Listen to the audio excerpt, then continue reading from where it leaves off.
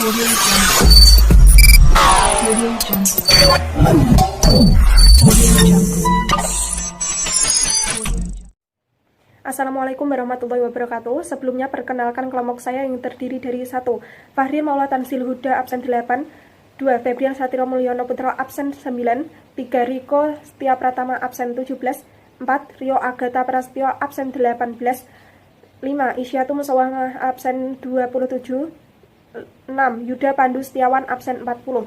Kami di sini akan membacakan dan sedikit menjelaskan periode perkembangan demokrasi Pancasila, di mana periode 1 akan dibacakan oleh Febrian Satrio Mulyono Putra, periode 2 akan dibacakan oleh Yuda Pandu Setiawan, periode 3 akan dibacakan oleh Riko Setia Pratama, periode 4 akan dibacakan oleh Fahril Maula Tanzil Huda, periode 5 akan dibacakan oleh Rio Agatha Prasetyo. Assalamualaikum warahmatullahi wabarakatuh.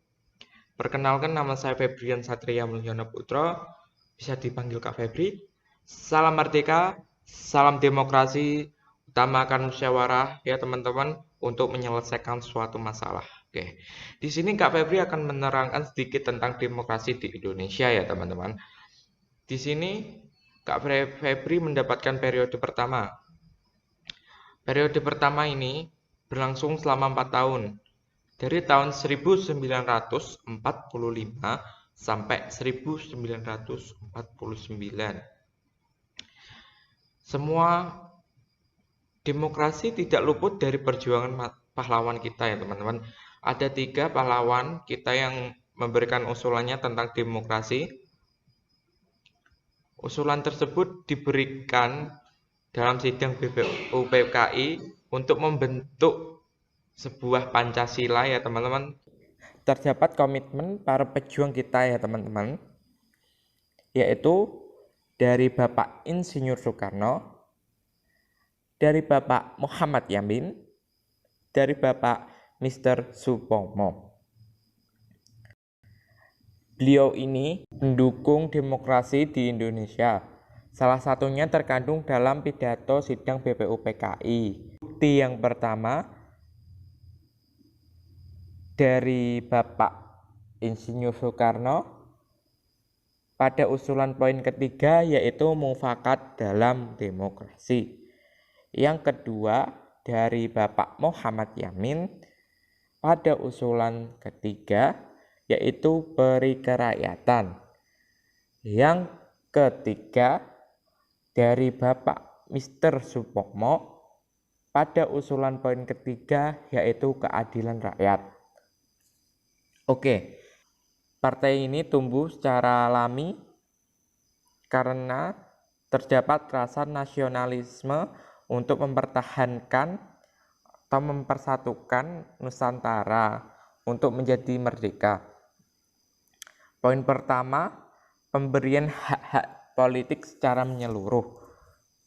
Semua warga negara yang dianggap dewasa punya hak politik tanpa didiskriminasi ras, agama, suku, dan kedaerahan. Poin yang kedua,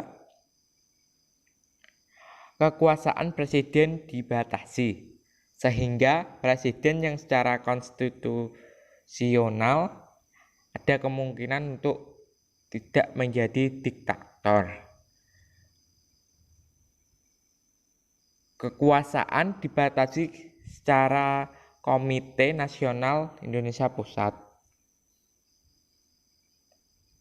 Poin ketiga, dengan maklumat wakil presiden, maka dimungkinkan terbentuknya sejumlah partai politik. Pembentukan sejumlah partai politik ini kemudian menjadi peletak dasar sistem kepartaian di Indonesia untuk masa-masa selanjutnya. Ini sampai masa sekarang. Oke teman-teman, nggak kerasa ya itu periode pertama. Dilanjutkan ke periode kedua.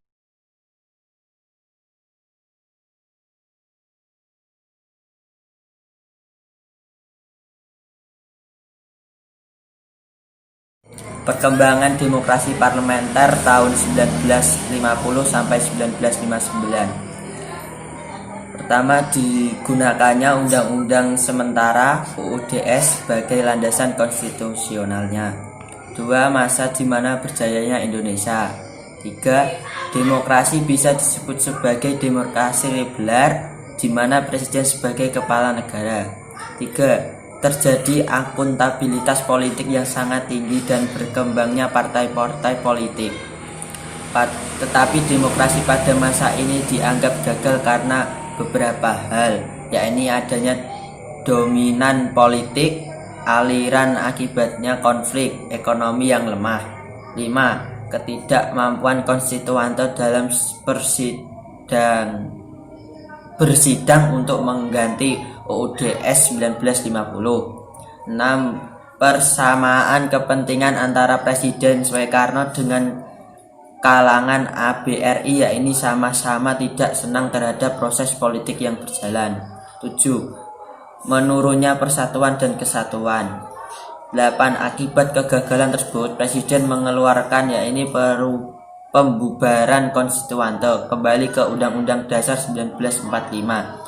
Tidak berlaku lagi Undang-Undang S 1950 dan berbentuknya MPRS dan DPA. Pelaksanaan demokrasi di Indonesia pada periode 1949 sampai 1959. Negara Indonesia menganut sistem demokrasi parlementer.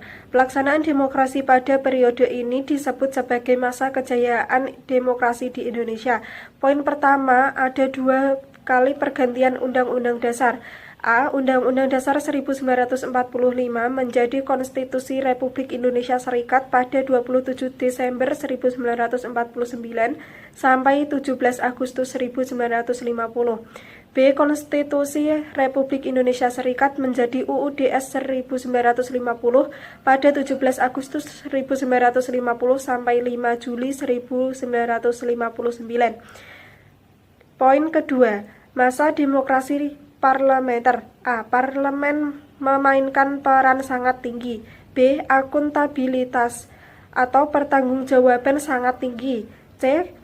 Kepartaian boleh dikatakan memiliki peluang sebesar-besarnya untuk perkembangan secara maksimal. D. Pemilu hanya dilakukan sekali pada 1955. E. Masyarakat merasakan hak-hak dasar yang baik. F. Daerah-daerah memperoleh otonomi yang cukup. Pelaksanaan demokrasi di Indonesia pada periode 1959 sampai 1965. Kinerja Dewan Konstituante yang berlarut-larut membawa Indonesia ke dalam persoalan politik yang sangat pelik. Presiden Soekarno sebagai kepala negara melihat situasi ini sangat membahayakan persatuan dan kesatuan nasional. Oleh karena itu, Presiden Soekarno menerbitkan suatu dekret Presiden 5 Juli 1959. Dalam dekret tersebut, Presiden menyatakan pembubaran Dewan Konstituante dan kembali kepada Undang-Undang Dasar 1945. Dekret Presiden mengakhiri era demokrasi parlementer. Era baru demokrasi mulai dimasuki, yaitu konsep demokrasi yang disebut demokrasi terpimpin. Maksudnya adalah dipimpin oleh hikmat kebijaksanaan dalam permusyawaratan dan perwakilan.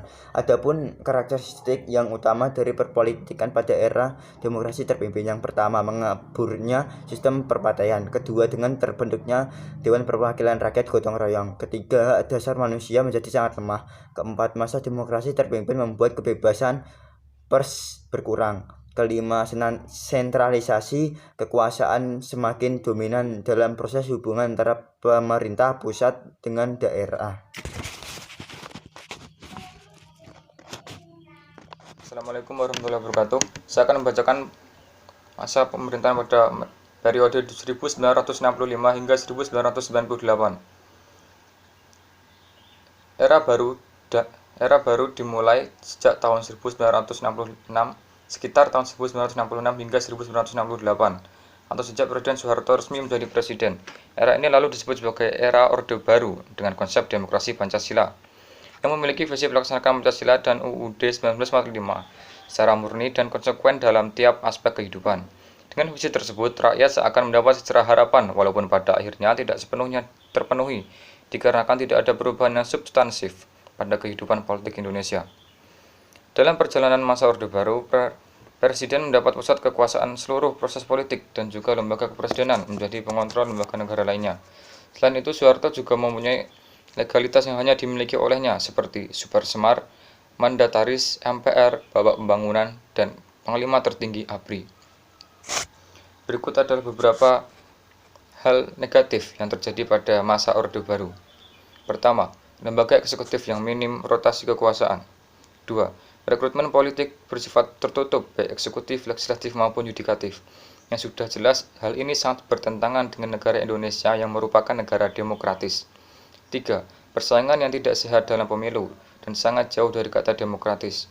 4. Kebebasan pers yang semakin berkurang, seperti beberapa media massa seperti Tempo, Detik, dan Editor yang telah dicabut hak izin penerbitannya.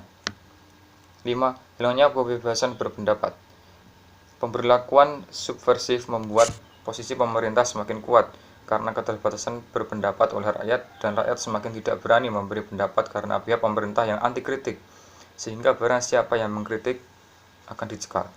Pelaksanaan demokrasi di Indonesia pada tahun 1998 sampai sekarang ditandai dengan lengsernya Presiden Soeharto yang telah memimpin selama puluhan tahun.